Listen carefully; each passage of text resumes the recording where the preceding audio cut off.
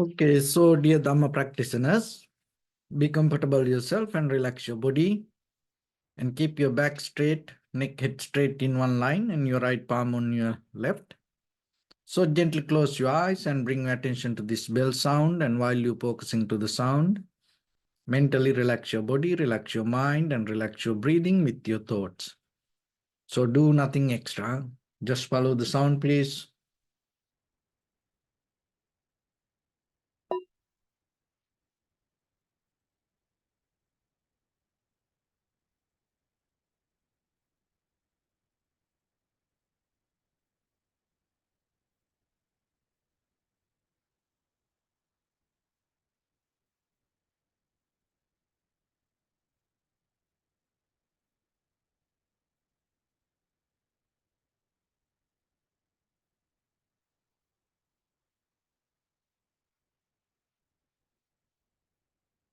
Namo tassa bhagavato arahato samma sambuddhassa.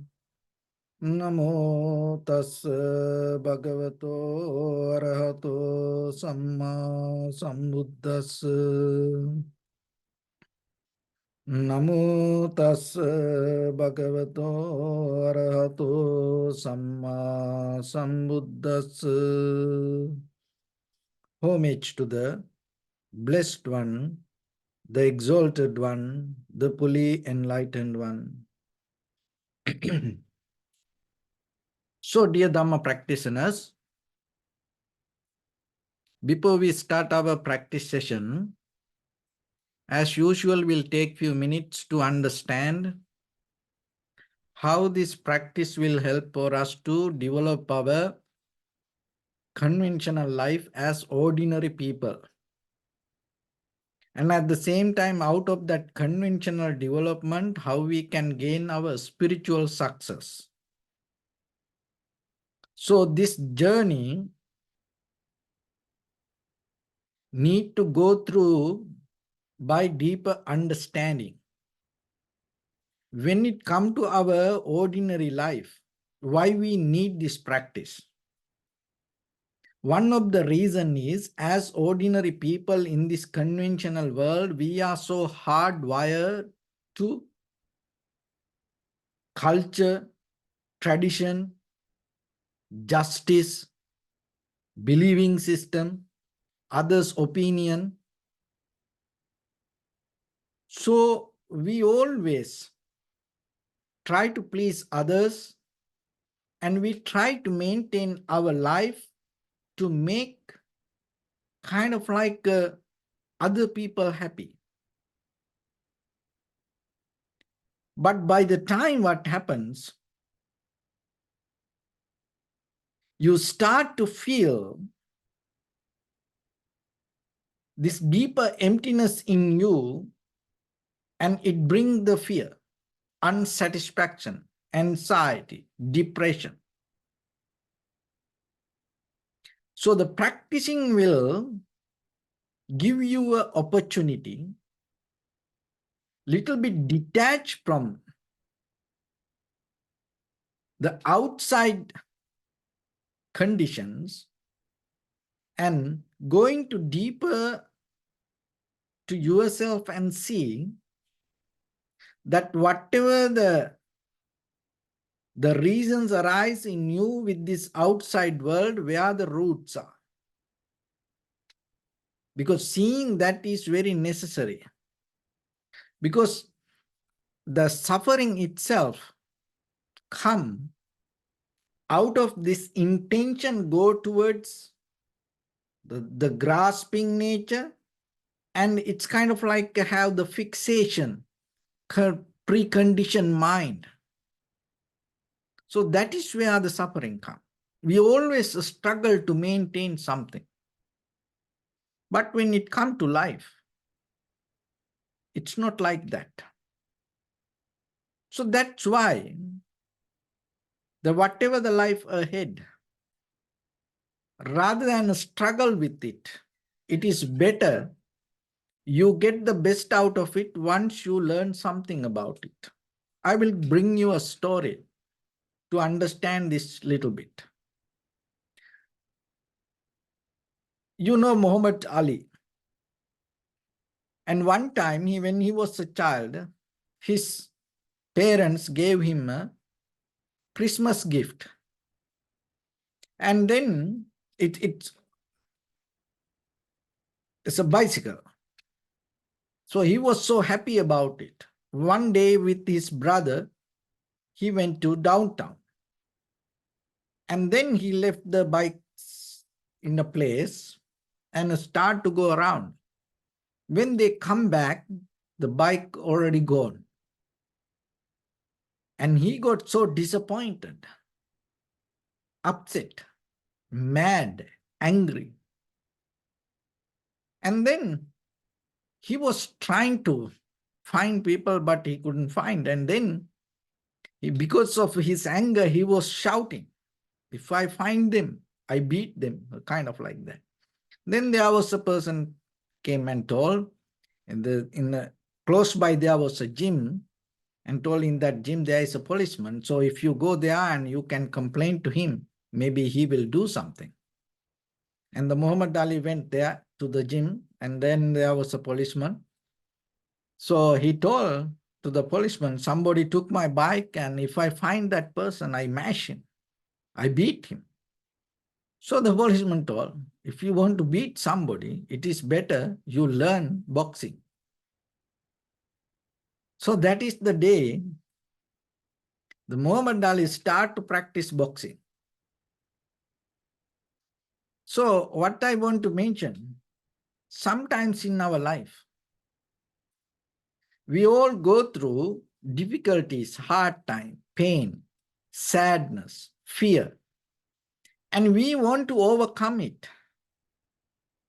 Sometimes our head tell us, do this, do that, with our anger, with our unbalanced mind, with hatred. We want to go and overcome the situation. That's normal. But the thing is, if you don't properly practice, you may get into more trouble. As example, when you go into argument, if you have the anger, then it going to take you to something. It never going to take you to any solution. And when you have the fear, when you try to do something with the fear-based action, so then it going to take you to mistakes. And when you have the doubt, and it always going to take you to make mistakes. So then it is better we work ourselves, brush up ourselves, clean ourselves, become strong ourselves. And that is where you can overcome these all situations. So when it comes to life, always you have to remember, around us with this everything 24/7, from birth to death, everywhere, we have to face with this uncertainty. We have to face with the turbulence.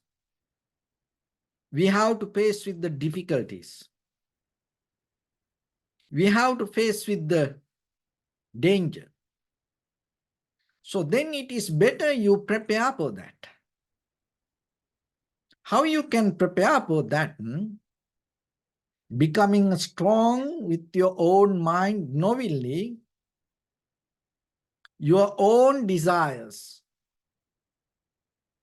take you to situation. Not the outside situation come towards you most of time. Our inner desires is the very invitation for all the difficulties. So that's why the Buddha mentioned, mind is the forerunner, mind is the chief. So the mind is the leader, mind is the creator. But the problem is we don't look into that, we don't aware about it. We always try to reasoning with these outside situations. But if you have the ability to look into yourself and see the very condition of your mind, you may know you have to practice something. You have to learn something. You have to put more effort towards you. You have to be a little bit hard on you. You need some kind of training. So then when it comes to meditation, that is one of the best practice that you can have to strengthen your mind, even for the conventional level. And at the same time, out of that conventional development, you can slowly go into deeper spiritual practice. But the very first thing you have to remember in this ordinary life, as ordinary people, we have to get into a very balanced life, because the world not going to be balanced itself. You are the one who can do that. If I bring an example for that, you have to remember it doesn't matter you are the husband or the wife or the children or the parents, brothers, sisters, or the friends. You always have to remember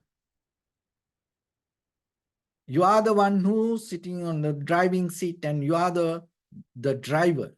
Take other people, everybody around you in the family are kind of like a passengers. Maybe they have different kind of conversation. They into arguments. Maybe they laughing, they enjoying, they look at the window outside, and they do many things. As passengers, it's okay, but you can't do that. You are responsible. You have to take care of them. And at the same time, you are responsible to take care of yourself and come to the end of the journey. So then always we have to remember, it is very important where we heading and how we maintain our life and how we guide ourselves, and at the same time, how we contribute our life through our life to other people around us, especially the people who have a love around you, your family members. Because if they get hurt out of your own lifestyle, that is not good. So then there is a way, if you can drive yourself properly, safely, mindfully, and you can contribute something to them. So then the very first thing when it comes to life, having this awareness and knowing yourself and deeply understanding it, not just by believing, not just by having kind of like a blind faith, not just because you heard something and then you do it. No, you have to have deeper understanding how this happened. That's why you have to remember your mind is the chief. Your mind is the boss here. Your mind will guide everything. So according to the condition of the mind, you are capable to change the situation. And when it comes to meditation, in day-to-day life, always remember, we are naturally have the habit to react. When the situation happen, we react. And sometimes even before the situations happen, we react. It is our system. It is in our blood, this reactive nature. And sometimes maybe you hear it and you experience it and then you react. And there are situations kind of like before things happen, you already react to things. So from where this come? And sometimes, most of time, these reactions unnecessary. So then there is a skill if you can develop, can change most of the situations around you. The step back rather than step forward, rather than react, you step back. So when you come to focus to your breath awareness, sensation of the breathing, and sometimes you feel tiredness, and sometimes you want to feel kind of like to change the posture. Sometimes you feel kind of like a discomfort or kind of like you want to do something. Always the mind try to tell this. But if you, rather than step forward, rather than react to it, if you step back a little bit, and you will see that whatever that you saw, so it slowly go away. It's not there anymore. Maybe something else come. As example, when you practice, when you observe in LA, maybe you feel kind of like a suddenly your back pain or maybe knee tight. You want to little bit move your leg and change it, make it more comfortable. But if you don't react to it and just observe little bit, knowingly withdraw from that reaction and wait little bit, that knee pain already gone.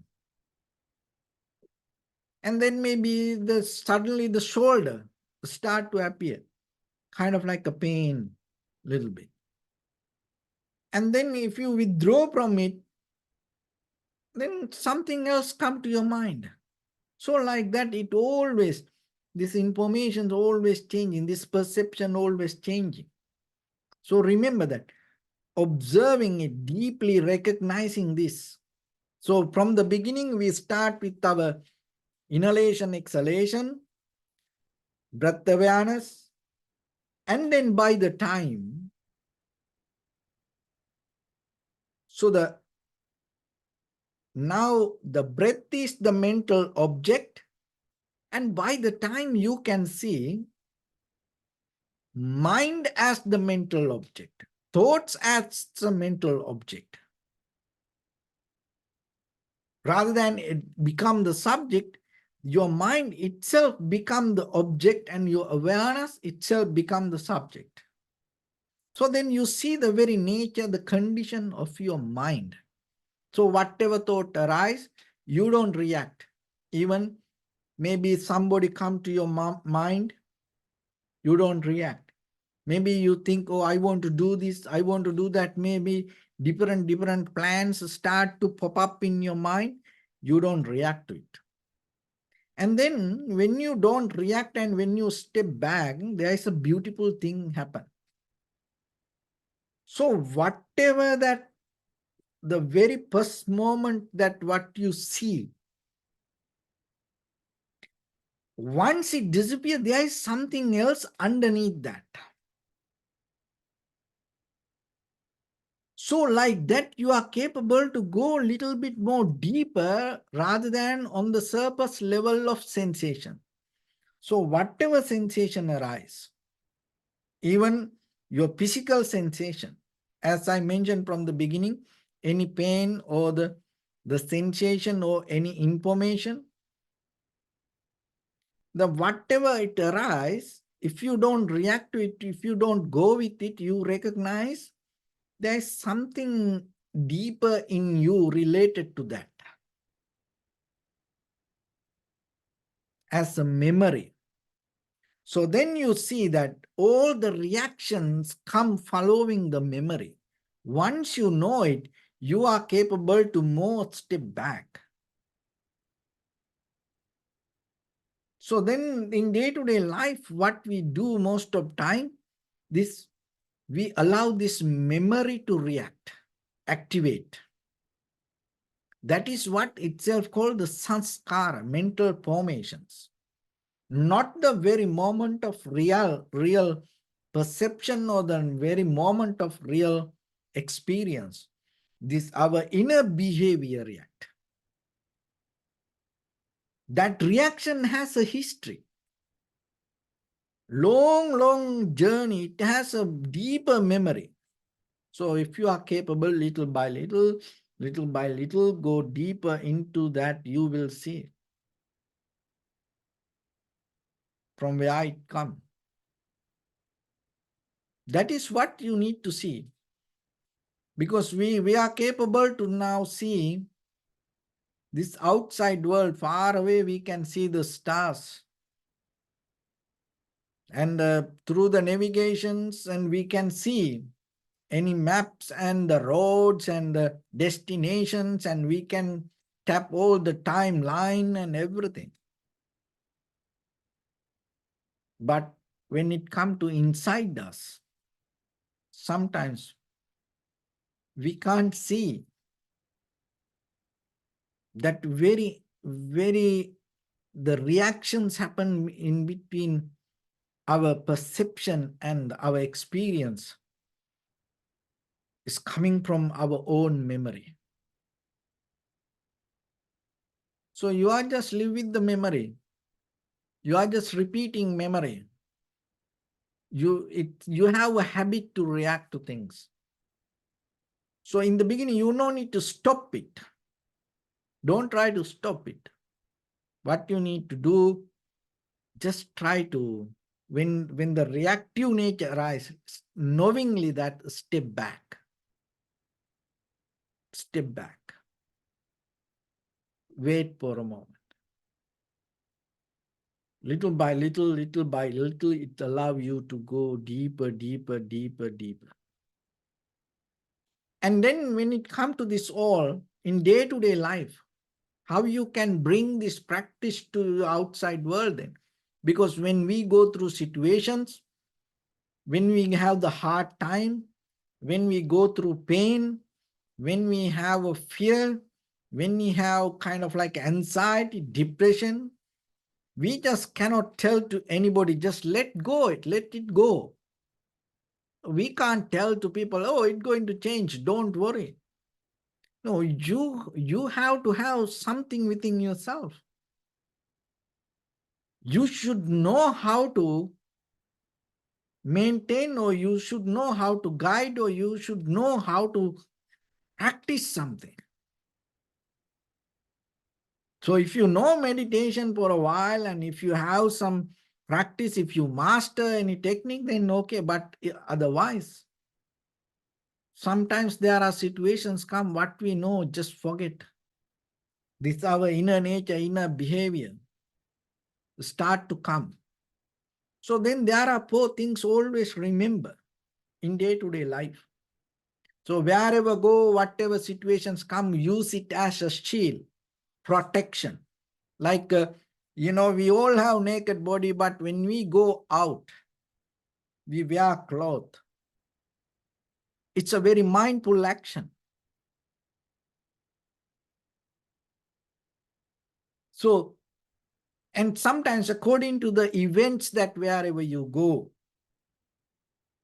the very costume and the very makeup and all the hairstyle and everything, you change. So it's a very mindful reaction.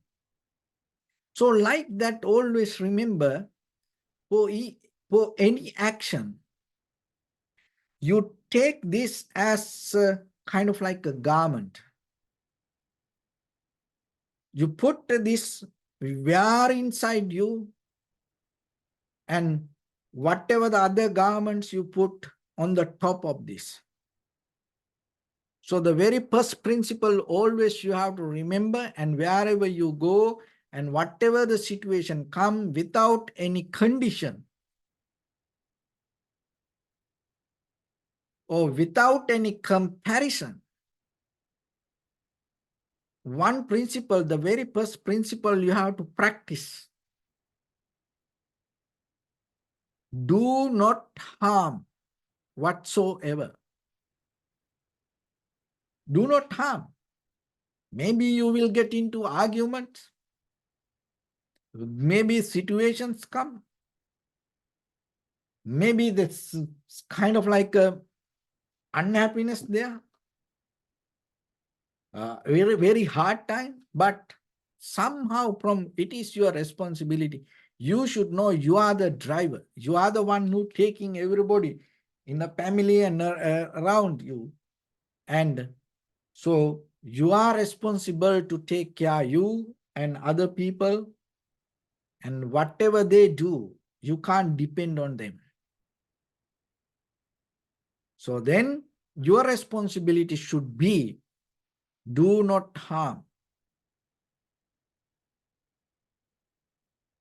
So that harmful thoughts cannot come to you. Don't allow it to happen.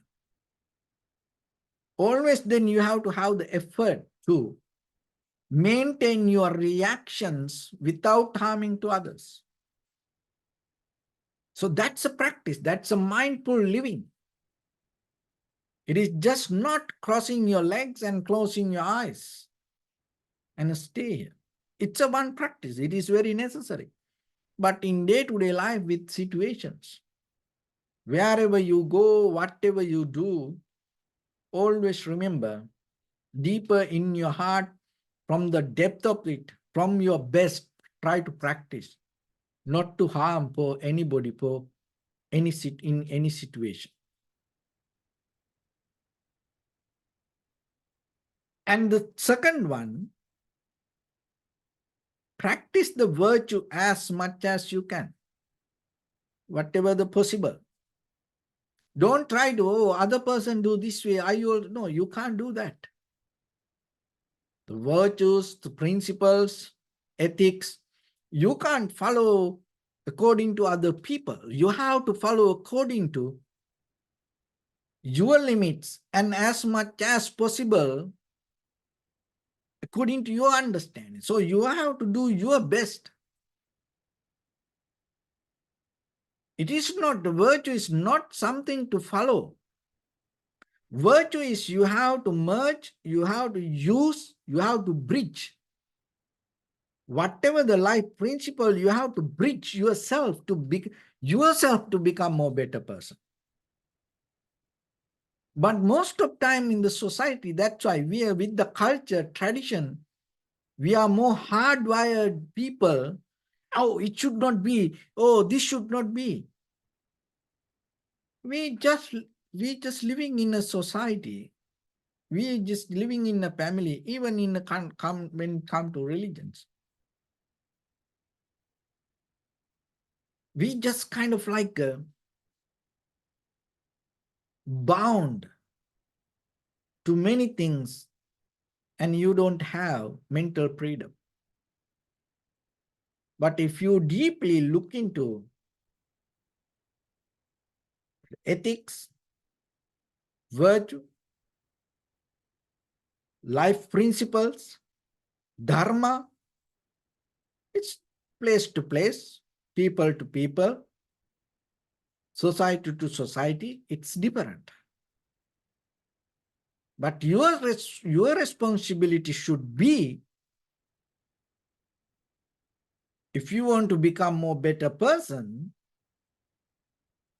put some value on you and then practice yourself. And so what you remember, this is something you have to be very careful. What you practice, don't try to put on others. It is a wrong way of practice. It's not going to happen. Because according to your capacity, according to other people's capacity, understanding, their purpose of life, and it's all different. So what you practice, and practice as much as possible, and do your best. And the third one is tame your mind. So the taming mind means here, if I bring a simile or the example, it's like when you bring a wild horse, what you do, you start to train that horse. And one of the best example is dog. So once you train the dog, that dog become more friendly with the people. It's not like a wild dog. When you say sit, it sit. When you say come, it's come. And even you can take into a public place, they don't bark. They don't bite. Even they see another dog, it's okay problem. So you train. So it was not there.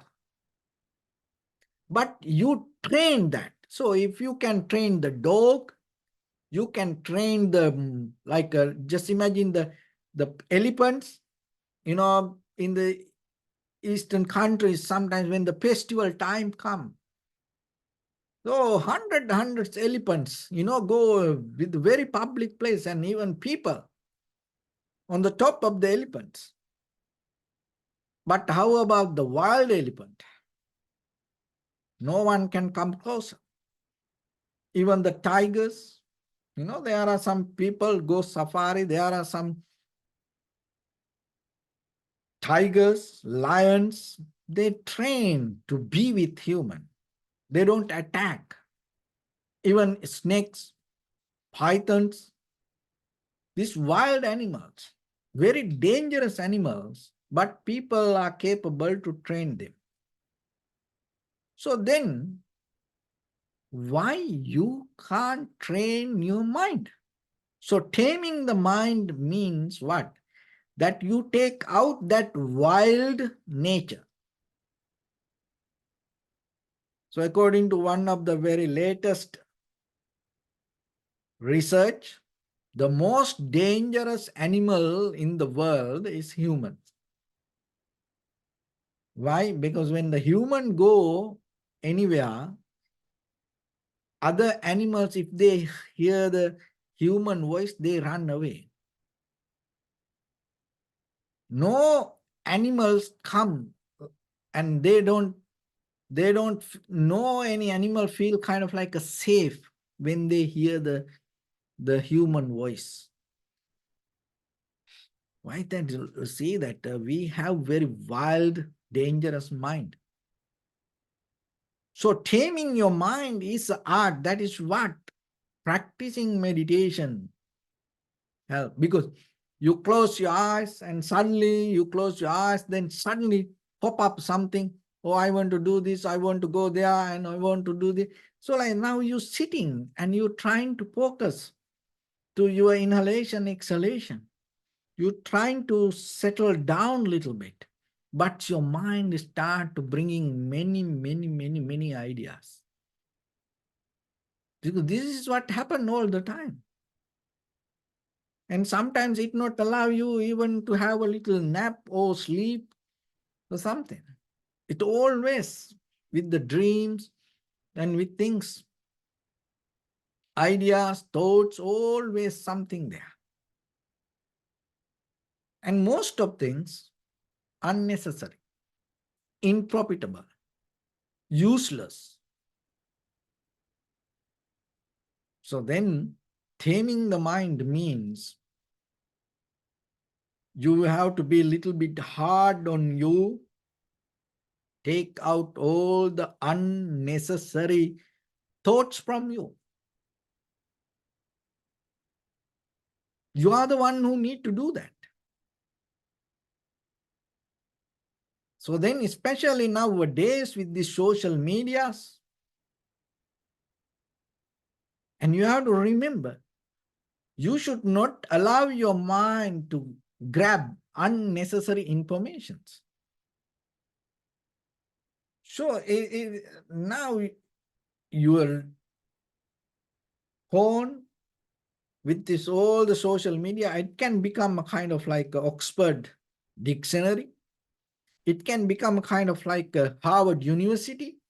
But at the same time, remember, it can become like a trash can. So it is up to you to make it. Your cell phone, your social media, it is up to you to make it a kind of like a Harvard University.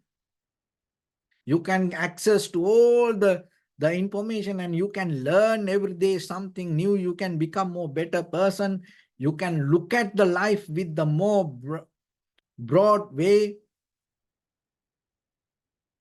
and you can get out of this egocentric, self-centered, narrow mind and become more better person.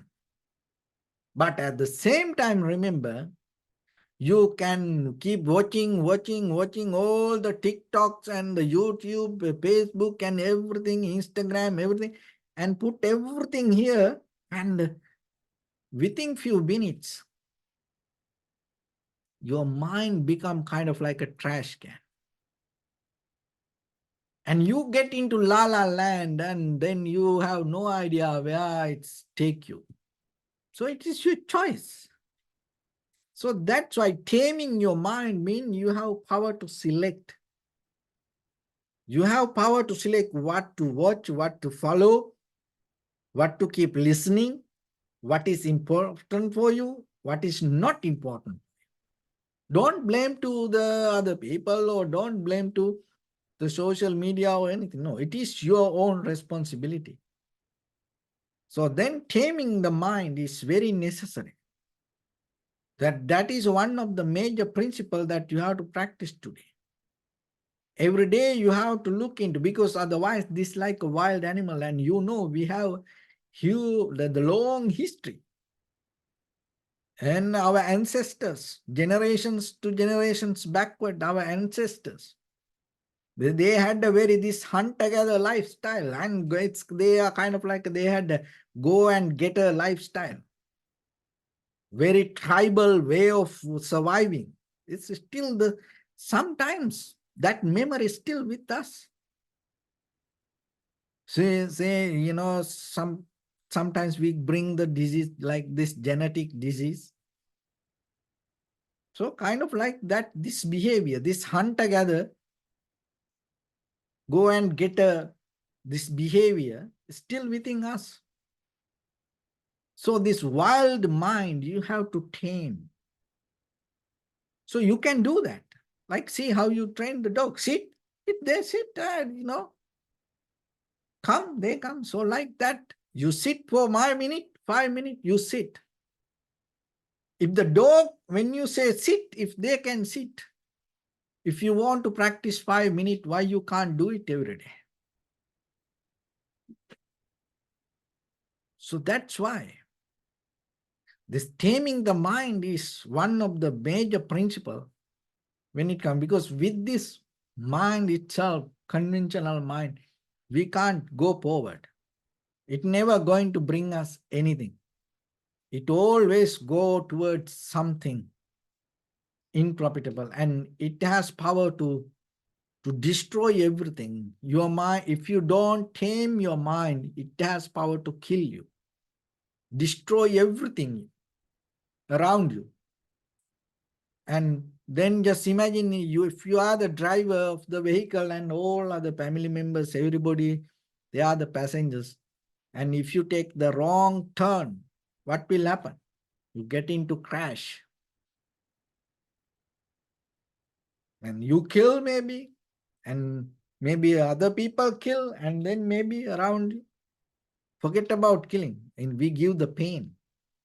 While they live, they die looking at you. They suffer every day. So that's what happened.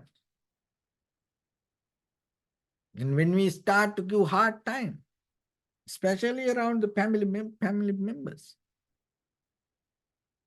because of a crazy mind. So tame the mind, tame the mind. So that way you are capable to uplift yourself little by little, little by little. It's not going to happen overnight. But remember this, and little by little practice. So the very first principle, the very first shield that you have to protect yourself, wear yourself like a garment, wherever you go, do not harm whatsoever. Period. And the second one, practice virtue as much as possible. Follow the principles, ethics, dharma, according to you, to become a better person.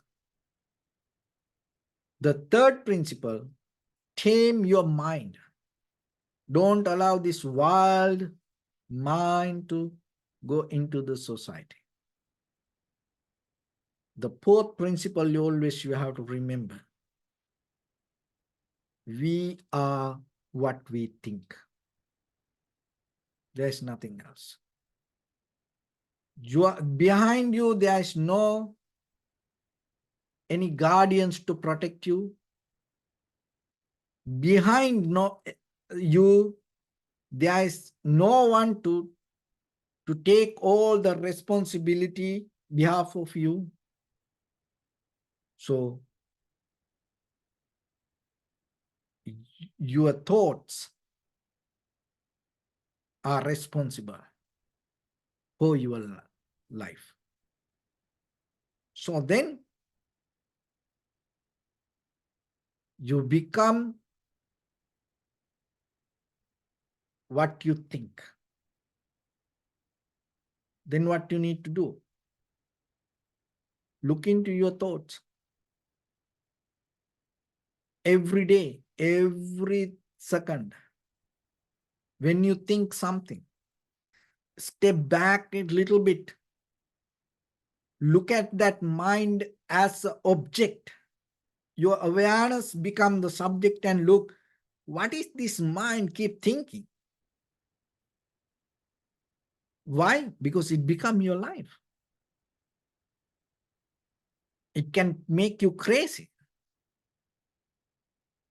It can take you to kind of like it can make you kind of like a cuckoo. You always, you're living in a different world. So you step back and look into that. So then if it is related to the greed, hatred, and the delusion means not knowingly reasons, with the doubt. So that's why I'd say don't have a doubt regarding others. Always have the doubt regarding your limits. So you look into yourself.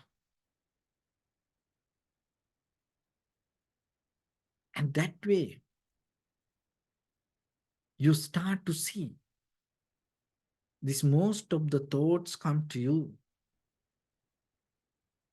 It's keep happening there for a long time and it doesn't have any meaning. It is not profitable. It takes just the time. It takes so much energy from you. It's kind of like a suck all the energy, strength from you, and it make you more weak. So then, always whatever profitable things necessary, you guide your own mind to be with it. And then if you want to change the life, what you need to do? Change your thoughts. No one can stop you. If you want to change your life, changing clothes, changing jewelries, changing the room, changing the apartment, change the house, change the country doesn't work. Even change the life doesn't work.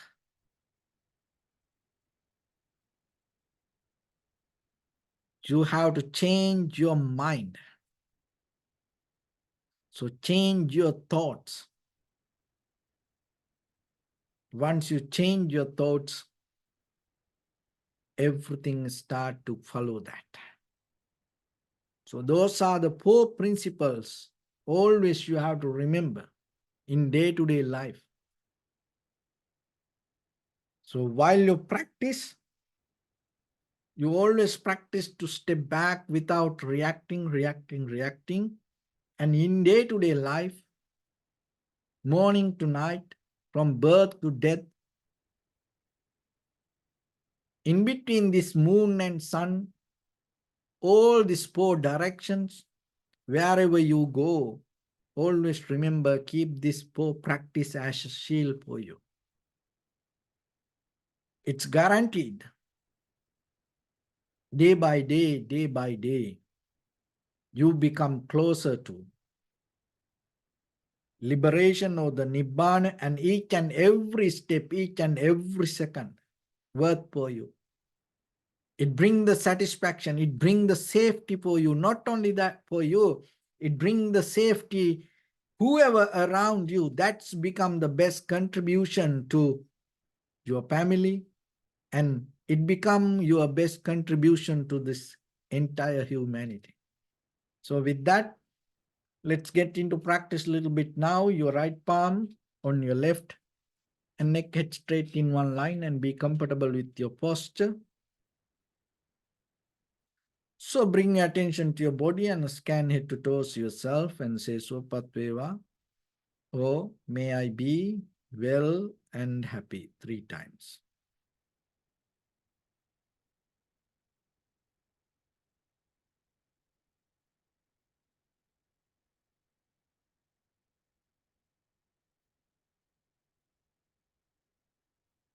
Take a moment and think. We gathered here in this moment to practice this ancient meditation technique. So all the Buddhas, all the enlightened masters followed this path and achieved wisdom. So we also gathered here to accumulate that knowledge.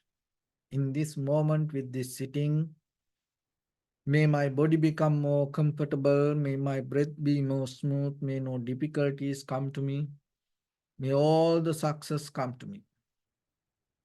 Also think for a moment, this is the last moment we're spending in this very lifetime, and detach your mind from all your past memories and as well as any kind of future thoughts. Just try to remain in the present moment, observing the sensation of your inhalation and exhalation. So in the beginning, deeply and gently, breathe in, breathe out 3 times and find the sensation, please, in front of your nose and upper lip area.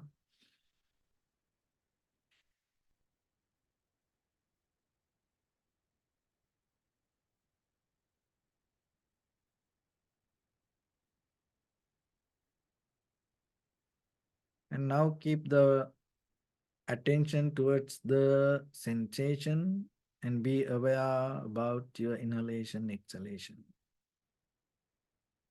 Whatever come to your mind, don't go with it. Just settle down with the breathing. Do nothing extra.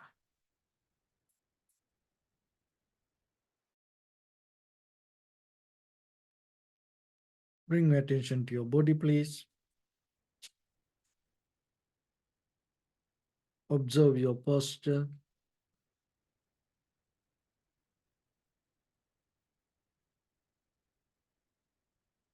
We cultivate loving kindness and compassion in our heart and radiate it as a light through entire your compound, village, city, state, country, world, around this universe. Also, as far as you can, through galaxies, other planets, stars. Reminding yourself like this. With clear intention, mentally repeat after me. May all living beings in this universe be well and happy.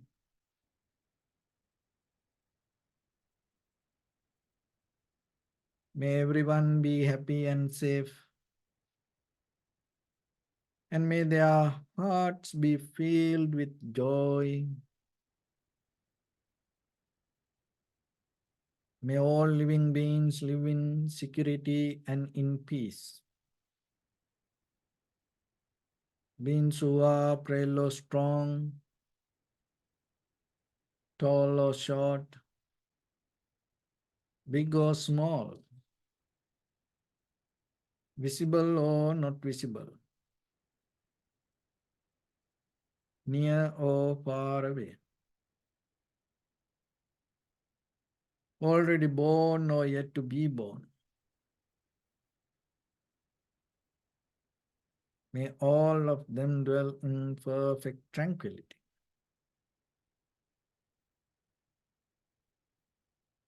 Let no one do harm to anyone. Let no one put the life of anyone in danger.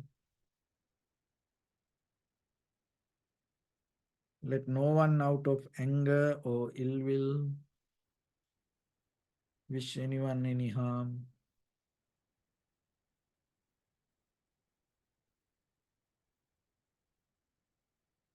Expand the loving kindness and compassion beginning from your heart.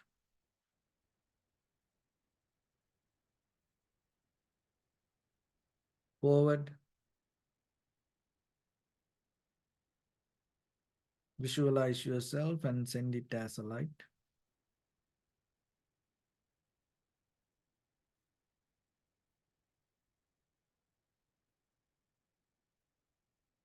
To your backside.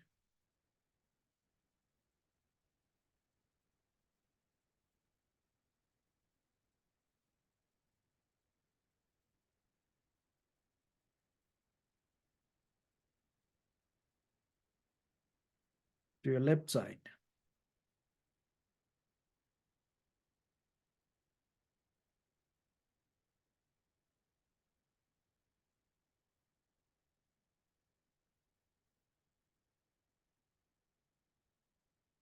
And to your right side.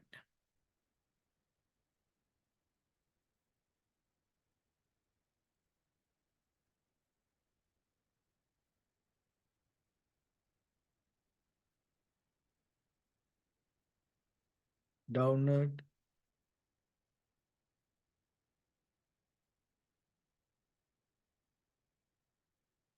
and upward.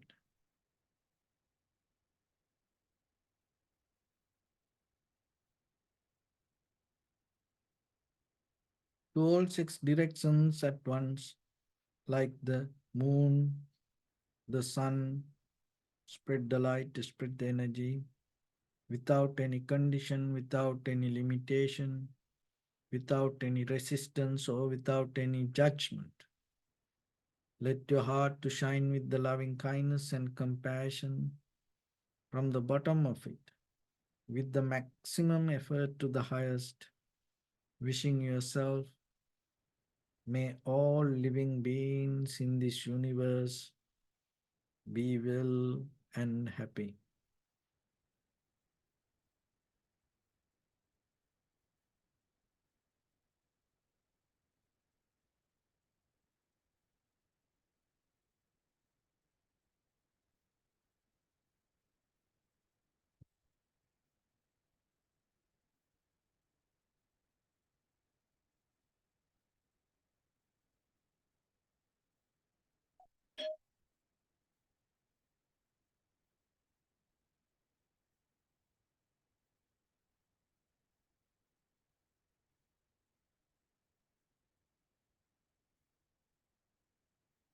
Say sadhu, sadhu, sadhu.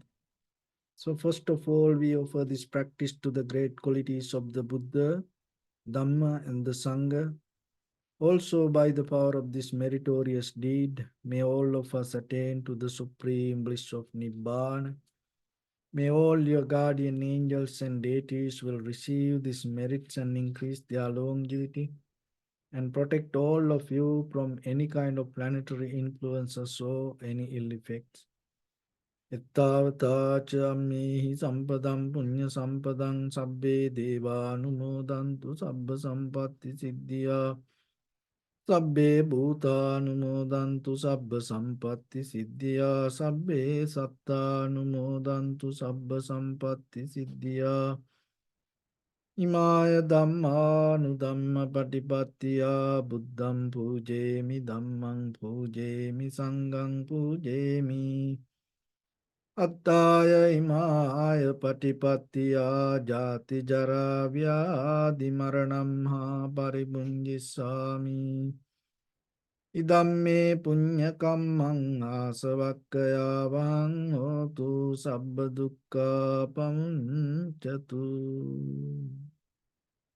Bless you.